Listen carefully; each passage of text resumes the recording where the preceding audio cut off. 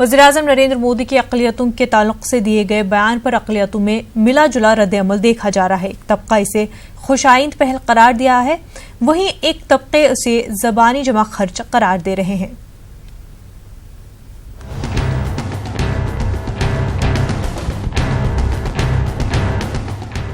Parliament के central hall में NDA के एमपी से खिताब करते हुए वज़ीर-ए-आज़म ने अहम बातें कही, जिसकी चार जानिब से सताइश की जा रही है। बिलखुसूस अक़लियतों के ताल्लुक से वज़ीर-ए-आज़म के बयान की हर जानिब चर्चा हो रही है। अक़लियती तबका इसे मोदी की फराग़ दिली की एक मिसाल मान रहा है। अक़लियती तबके का एहसास है कि वज़ीर-ए-आज़म ने जिस खुद एतमादी से अक़लियतों के ताल्लुक से कलमात अदा किए हैं, इससे मुस्तक़बिल में किसी करिश्मे की भी उम्मीद की जा सकती है।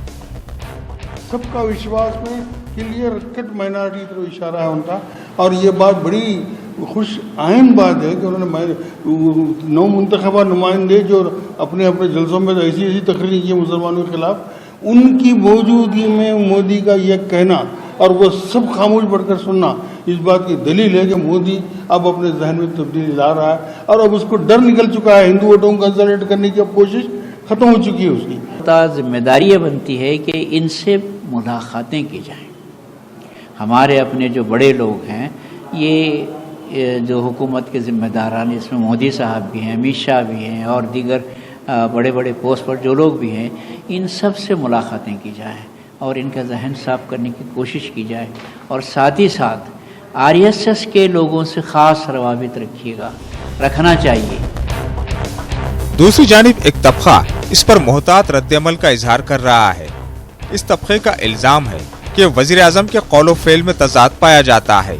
मोदी ने 2014 में भी खुद को 125 करोड़ हिंदुस्तानियों का वज़ीर-ए-आज़म बताया था, लेकिन अमली तौर पर ऐसा नजर नहीं आया।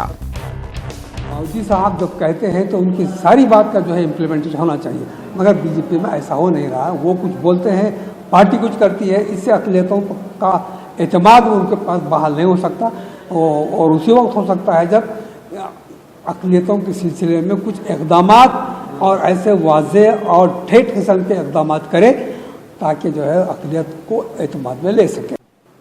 मोदी जी पिछले 5 साल में ये जान चुके हैं कि इंटरनेशनल में माइनॉरिटीज़ का क्या स्टेज है।